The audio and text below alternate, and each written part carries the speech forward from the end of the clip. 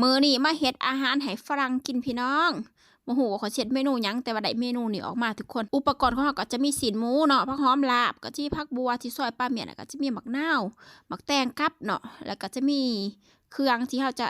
ประกอบเฮ็ดข้าวผัดพี่น้องเพราะว่าแฟนเขาว่าบ่เอาเด้อเขาซื่อๆเพิ่นน่ะแล้วก็บ่เอาเด้อเขาเหนียวเพิ่นขอเป็นข้าวพิเศษเพิ่นว่าเขาเลยจัดให้เป็นข้าวผัดเลยพี่น้องแล้วก็จะมีผักกับจำนวนนึงแล้วก็ตามด้วยไข่หน่อยนึงพี่น้องก่อนอื่นเราก็จะเอาข้าวของเราเนาะ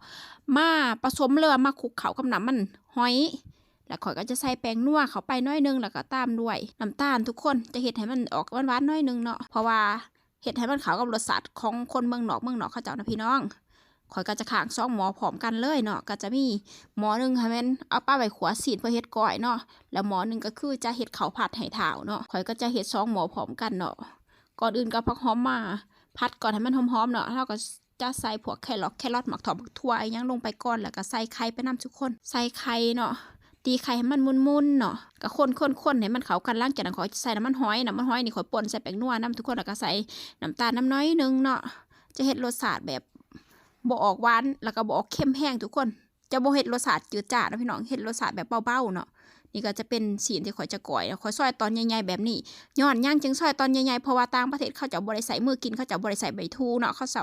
ใส่ซ้อมกับมีดเพราะฉะนั้นก็เลยปรับเปลี่ยนให้มันเป็นสไตล์บ้านเขาพอให้เข้าได้ขีบง่ายจับง่ายเนาะเฮาจะมาเริ่มเฮ็ดก่อยของเฮา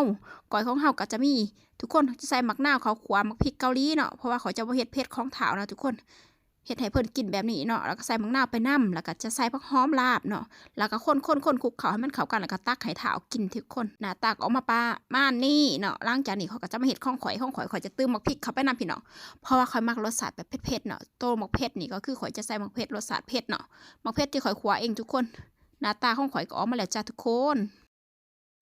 ก้อยข่อยทุกคนสำเร็จเสร็จสิ้นแล้วจ้าหน้าตาก้อยข่อยอันนี้ละแม่นของแฟนอีสานกินสิเบิดครึ่งนึงละ How taste Yummy. Sure Yes. Yes Good cook. Good cook Good wife. Good wife ถ้าบ่มักเขากล่องทุกคนก็เลยถ่ายเห็นแต่อาหารมาเด้อทุกคนก้อยหน้าตาก้อยข่อยแปลกหน้าแปลกตาอยู่เด้อพี่น้องบ่คือหมูแล้วก็บ่คือไผแต่ว่ารสชาติแซ่บอยู่หอมกินมักนาวกับหอมกินข้าวคั่วกินกับข้าวผัดเพราะว่าแฟนข่อยแล้วบ่มักเขาเจ้าธรรมดาเพิ่นมักแบบข้าวผัดจังซี่นี่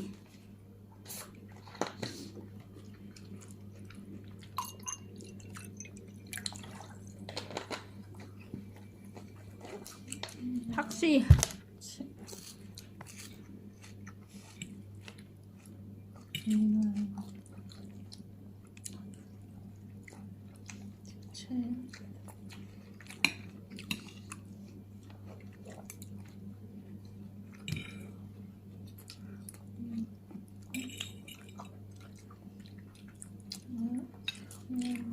เฮ็ดเองแสบเองทุกคนหย่องเจ้าของเองอยู่นะ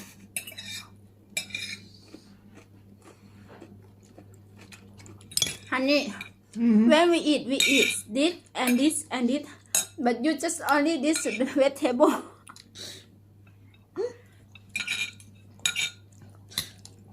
like we mix this Yes. you don't like this but he eat the vegetable the last time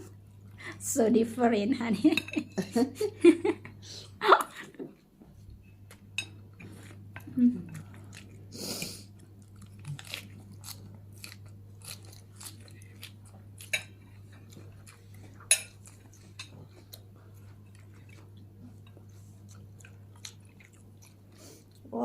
What is this?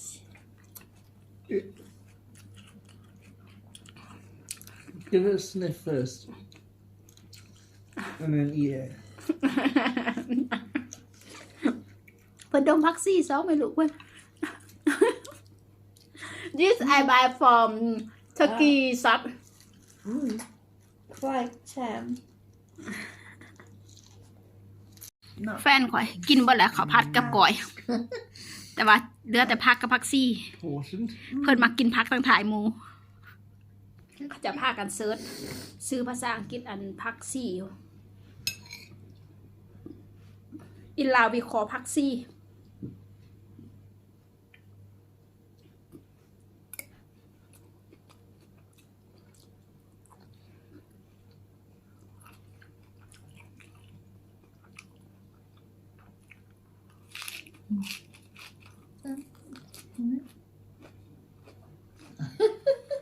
I think it's rosemary. Rosemary.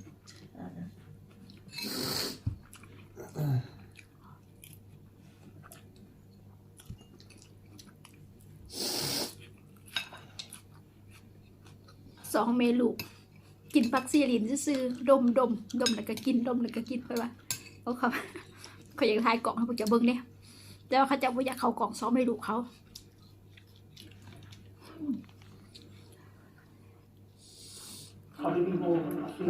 สองเมลูกเพิ่นกินสิเบิดได้ทุกคนผักซี่พากันกินผักซี่ลิน The Conservative Mayor of the West Midlands has attacked You finish this one I will eat saying the city หวังบ่ให้กินพี่น้อง